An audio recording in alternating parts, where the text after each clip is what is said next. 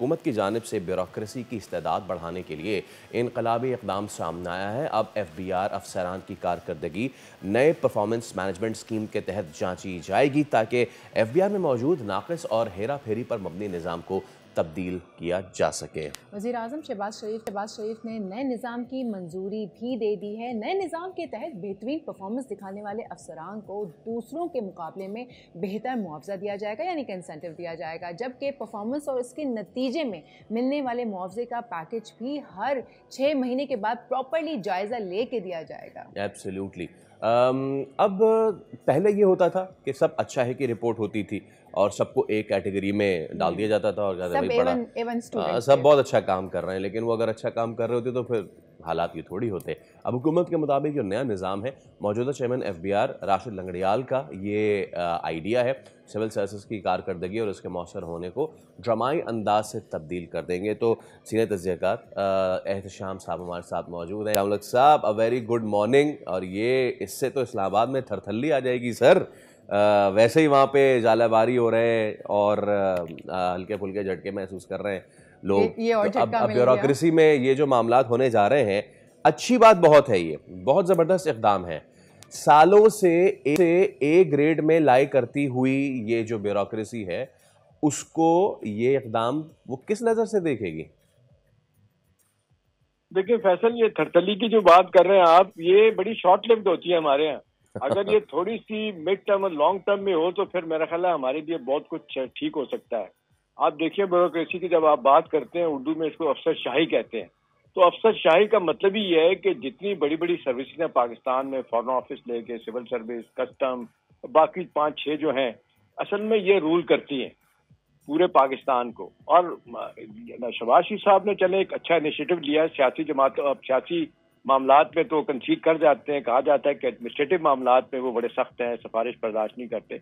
अब सवाल ये है कि ये आप रेप्लिका के तौर पे आप ले लें या यूं समझ लें कि FBR शुरू होगा, पहला अदारा है इनलैंड सर्विस और कस्टम में, अगर ये परफॉर्मेंस बेस्ड ये प्रमोशन होती हैं, इंसेंटिव दिए जाते हैं तो बहुत अच्छी बात है। लेकिन बात वही है, आप तो हम सब लोग, हमें कहा जाता है ये तो पेसिमिस्ट हैं, ये जब बात करते हैं ये ऐसी बात करते हैं, कोई रोशनी की बात ही नहीं करते, कोई अंधेरे से निकालने की बात ही नहीं करते। अब FBR को ही आप फैसले ले लें, FBR पे इतने तजर्बे किए गए हैं कि आप लेटेस्ट तो बात अब यही है कि FBR वाले आप देख लें, पिछले साल उन्होंने अपनी 70% FBR के मुलाजमी ने अपनी इनकम टैक्स रिटर्न ही नहीं फाइल की। ठीक है ना, इसलिए कि वो कहते हैं कि जी असल मालिक तो हमने, आप हमसे कौन सवाल पूछ सकता है। और फिर दूसरा है कि हुकूमत ने फैसला किया कि जी बाहर से अच्छे लोग प्राइवेट सेक्टर से FBR में ला के FBR को रिफॉर्म किया जाए। लेकिन अभी तक आप देख लें इतना अपोज किया जा रहा है उनको, अभी तक हुकूमत को कामयाबी नहीं। हाँ, ये इस लिहाज से बड़ा अच्छा है। आप देख लें 98% पहले तो क्लीन चिट दी जाती थी हर अफसर को कि जी सबसे अच्छा काम इसने किया। अभी इस लेटेस्ट रिपोर्ट में तो यही है कि कारकर्दगी 40% रहेगी, उसी की बुनियाद पे प्राइम मिनिस्टर साहब कह रहे हैं हम इंसेंटिव भी देंगे, प्रमोशन भी होगी, तनख्वाहें बढ़ाने की बात होगी। लेकिन मुझे नहीं लगता। जी जी साहब, अभी आपने ही कहा कि परफॉर्मेंसेस अच्छी नहीं थी और इदारा जो है वो बादशाहत है, तो ये दिस एंड दैट, तो मतलब ये जो इंसेंटिव या ये जो इक़दाम अभी लिया गया है, ये पहले ही क्यों नहीं ले लिया गया? क्योंकि ये बातें तो अभी से नहीं है ना, FBR का इदारा काफ़ी अरसे से काम कर रहा है, परफॉर्मेंसेस का सबको पता है, तो पहले ही ये इंसेंटिव नहीं ले लेना चाहिए था? या ये इंसेंटिव कह रही हूँ, इनिशिएटिव ये पहले ही ले लेना चाहिए था? सोनिया, अच्छी बात है कि बहुत पहले ले लिया जाता, लेकिन चले देर आए दुरुस्त आए, किसी ने तो लिया, कोई तो शुरुआत करे अच्छे काम की। लेकिन मसला वही है, लेकिन ना सिविल सर्विस रिफॉर्म पे पाकिस्तान में बहुत कुछ लिखा गया। गवर्नर जो स्टेट बैंक के थे डॉक्टर इशरत हुसैन, उन्होंने बड़ी जबरदस्त किताब लिखी। वो कहा जा रहा है इंटरनेशनल सतह पे उसको सराहा गया कि इसको आधा भी इसको इम्प्लीमेंट कर दिया जाए तो पाकिस्तान की सिविल सर्विस रिफॉर्म हो सकती है। और ये जिसको कहते हैं फंड का इस्तेमाल कैसे होगा, हर बात में अपनी मर्जी करवानी, प्रमोशन अपनी मर्जी से करवानी, और हर जगह पे जो है ना जिसको कहना चाहिए वो रिफ्यूज करते थे पॉलिटिकल लोगों की बातों को। अभी भी आज भी यही कुछ हो रहा है। तो सवाल ये कि एक वंस एंड फॉर ऑल जिसको कहते हैं कि एक सिविल सर्विस रिफॉर्म का एक एजेंडा तय किया जाए, उस पर अमल दरामद किया जाए। आप बैठे हो, मैं बैठा हूँ, कोई भी आ जाए, उस स्ट्रक्चर को कोई तब्दील ना कर पाए, फिर तो बात होगी। अदरवाइज ये है कि ये आज इस हुकूमत ने आके काम किया, अगली हुकूमत खत्म कर जाएगी। आपने देखा मुशर्रफ साहब ने लोकल गवर्नमेंट का बड़ा शानदार एक काम किया था, पुलिस रिफॉर्म के लिए 2002 का ऑर्डिनेंस लेके आए थे। लोकल गवर्नमेंट का निज़ाम, क्योंकि पीपल्स पार्टी PML को पसंद नहीं था कि जी वो इख्तियारात MNAs FPA से लेके वो चले जाते थे नाज़िम के पास।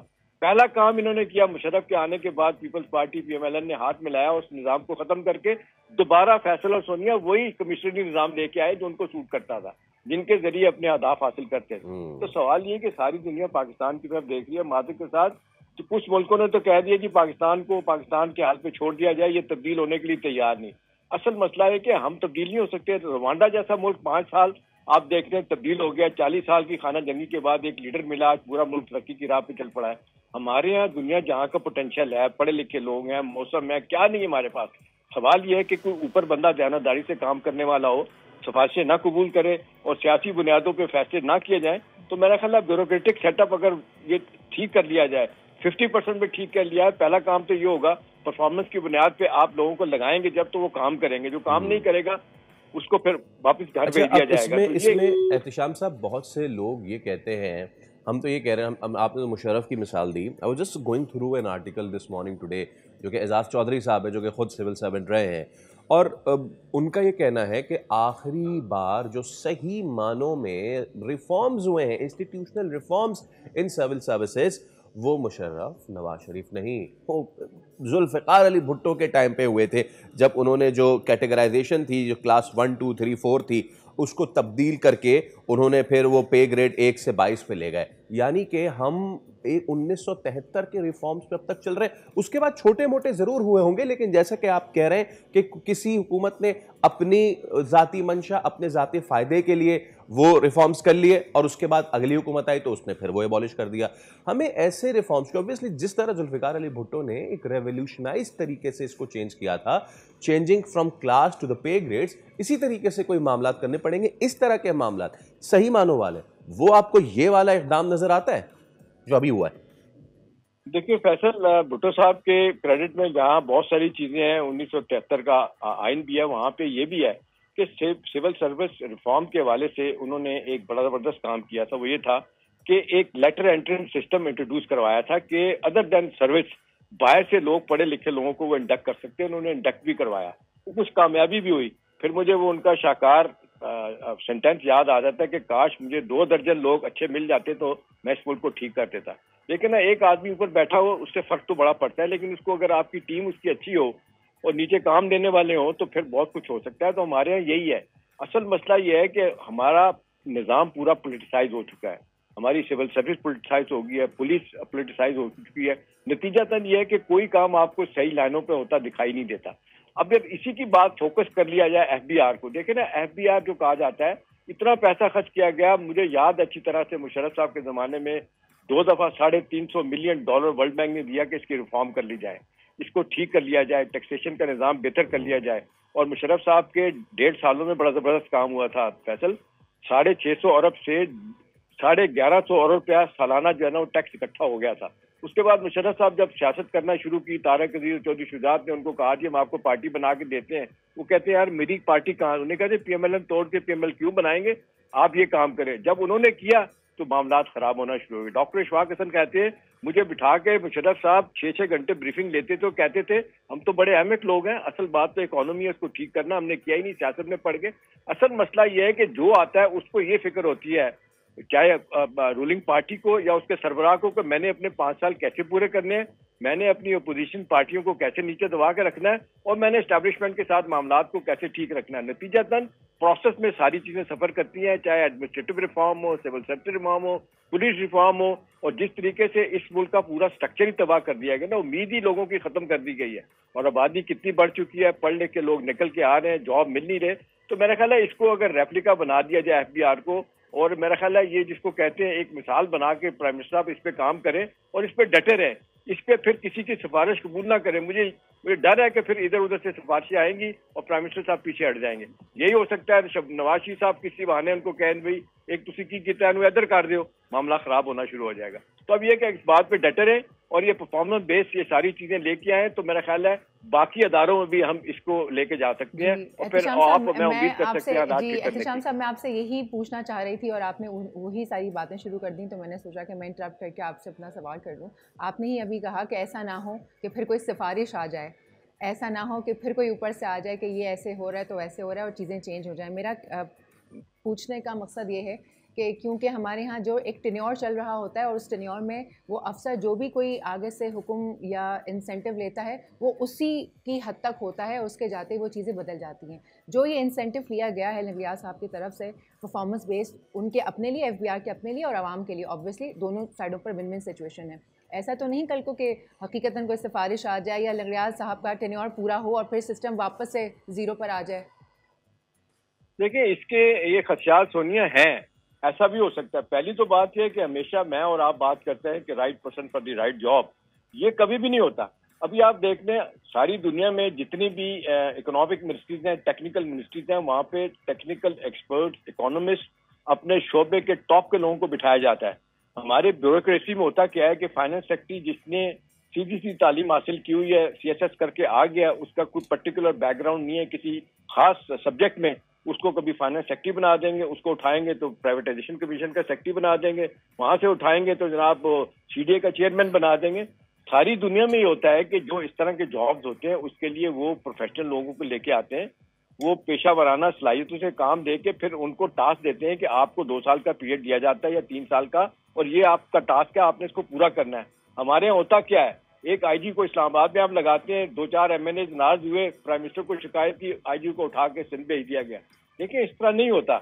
असल बात यह है कि जिसको आप सीधा सीधा आप कहें कि जी आप जब तक लोगों पे एतमाद नहीं करेंगे, ब्यूरोक्रेसी पे, अफसरशाही पे एतमाद भी करेंगे, साथ साथ उनको ये भी बताएंगे कि नथिंग डूइंग नाउ, आप you will have to work, अगर आप नहीं करेंगे तो आपके लिए मसाइल होंगे।